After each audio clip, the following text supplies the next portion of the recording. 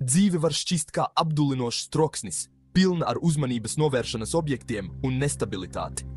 Katru dienu mēs saskaramies ar izaicinājumiem un nenoteiktību, sākot no sastrēgumiem līdz pat stresa pilnam darbam. Ir viegli justies nomāktiem no spiediena un atbildības, bet pat šajā nemierīgajā pasaulē mēs varam atrast iekšējo mieru. Stoicisms, šī senā filozofija, piedāvā gudrību un vadlīnijas, kā sasniegt iekšējo līdzsvaru. Stoicisms sniedz mums instrumentus, lai stātos pretī dzīves kāpumiem un kritumiem ar lielāku spēku un izturību. Stoicisms māca, ka patiesais spēks slēpjas mūsu domu un emociju kontrolēšanā. Izprotot un pieņemot stoicisma principus, mēs varam atrast mieru dzīves vētru vidū. Stoiķi uzskatīja, ka mums ir lielāka vara pār savām domām un reakcijām, nekā mēs domājam, un ka tā ir atslēga uz laimi. Šī apziņa ved mūs uz mierīgāku un pilnvērtīgāku dzīvi. Dzīvi, kas piepildīta ar prieku un jēgu. Pievienojieties mums, kamēr mēs izzinām stoicisma spēku un mācāmies no tā dziļajām mācībām. Atklājiet, kā stoicisms var palīdzēt jums atrast mieru haotiskā pasaulē un kā jūs varat dzīvot līdzsvarotāku un laimīgāku dzīvi. Stoicisms, šī senā filozofija, glabā mūžīgu gudrību. Stoicisms uzsver paškontroles, saprāta un dzīvošanas saskaņā ar dabu nozīmi. Saskaņā ar stoicismu mums nav varas pār ārējiem notikumiem. Vienīgais, ko mēs varam kontrolēt, ir mūsu reakcija uz šiem notikumiem. Iedomājieties masīvu klinti, spēcīgas upes vidū. Klints nevar apturēt straumi, tomēr klints paliek nesatricināma, stabila grūtību priekšā. Stoicisms mudina mūs būt kā šī klints. Lai cik grūta kļūtu dzīve, mēs varam saglabāt savu iekšējo mieru un līdzsvaru.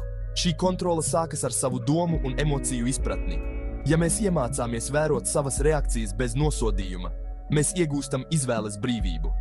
Tā ir stoicisma būtība – koncentrēties uz to, ko mēs varam kontrolēt, proti uz sevi. Spēks, ko mums sniedz stoicisms, nav maģija.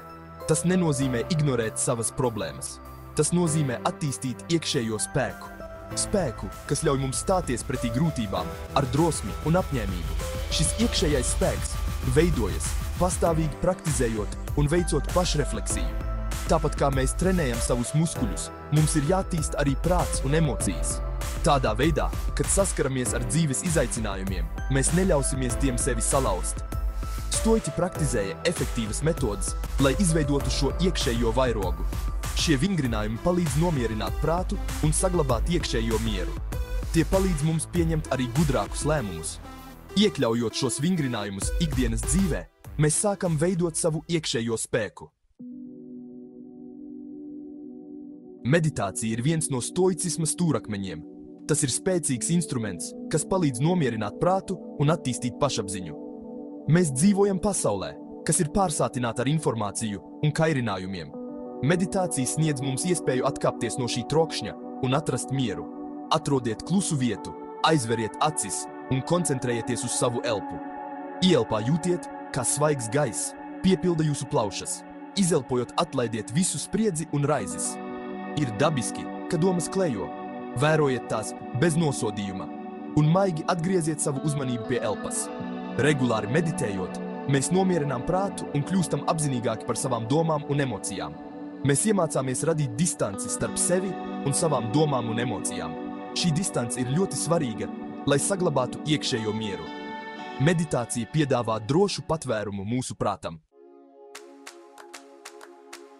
Dienas grāmatas rakstīšana ir spēcīgs instruments sevis izzināšanai un personīgai izaugsmei. Tā ir vieta, kur mēs varam apstrādāt savas pieredzes, analizēt savas domas un skaidri izteikt savas emocijas. Stoiķi uzskatīja, ka pašrefleksijas spēks ved uz likumīgāku dzīvi. Katru dienu veltiet laiku, lai pierakstītu savas domas un emocijas. Rakstiet brīvi, bez cenzūras, ļaujiet domām plūst. Pārdomājiet savu dienu, saskarsmi ar citiem un savas reakcijas. Ar kādiem izaicinājumiem jūs saskārāties? Kā jūs reaģējāt? Ko jūs iemācījāties no šīs pieredzes? Rakstot dienas grāmatu, mēs sākam atpazīt modeļus savās domās un uzvedībā. Mēs labāk izprotam savas stiprās un vājās puses. Šī sevis apzināšanās ir personīgās izaugsmes un iekšējā spēka stūrakmens. Apzināta elpošana, atgriešanās tagadnē.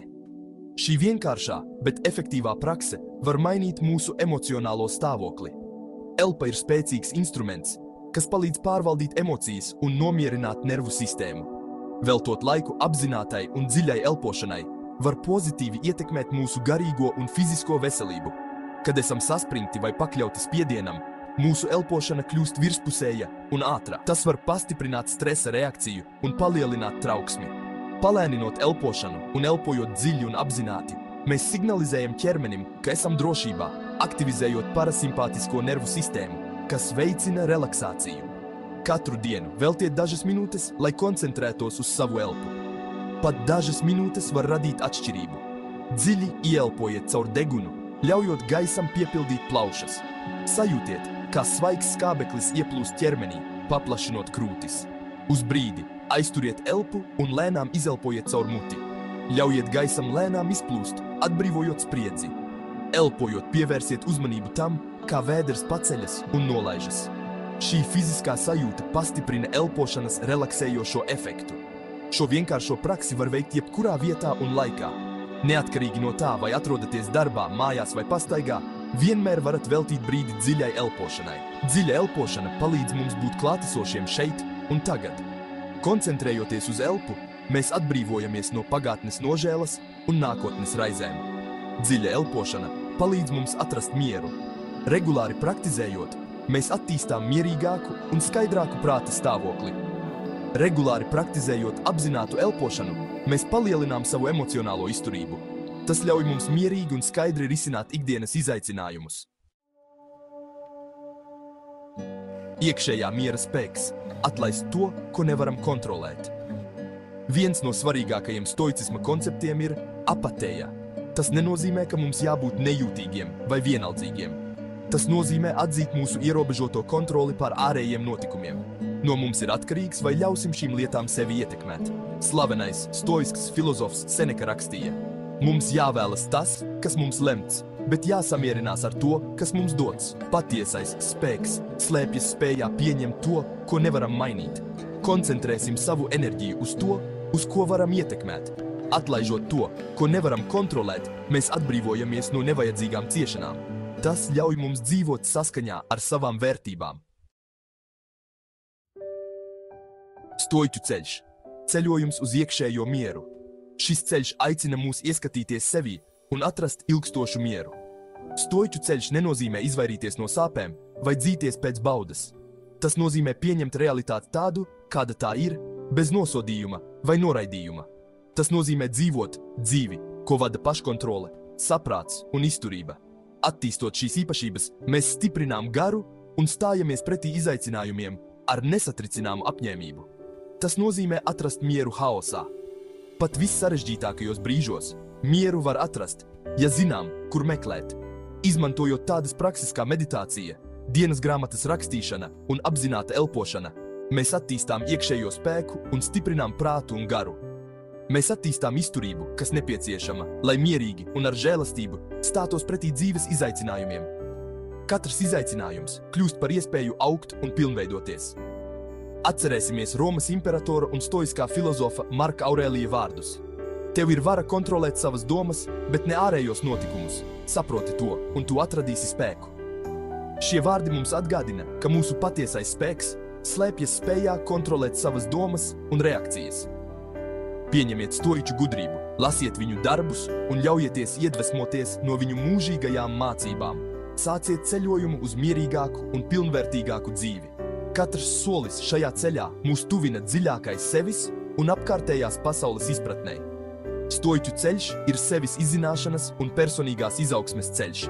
Tas mudina mūs izzināt un pārkāpt savas robežas. Tas ir ceļš, kas prasa apņemšanos, praksi un vēlmi apšaubīt savus uzskatus. Bet katrs pieliktais spēks mūs tuvina iekšējam mieram, un atlīdzība ir milzīga. Ceļa galā mūs sagaida dzīve, kas piepildīta ar mieru, gudrību un patiesu laimi. Tavs stoiskais ceļojums sākas tagad. Sāciet izvēloties vienu stoisku praksi, kuru vēlaties iekļaut savā ikdienas rutīnā, vai tā būtu meditācija, rakstīšana vai elpošana.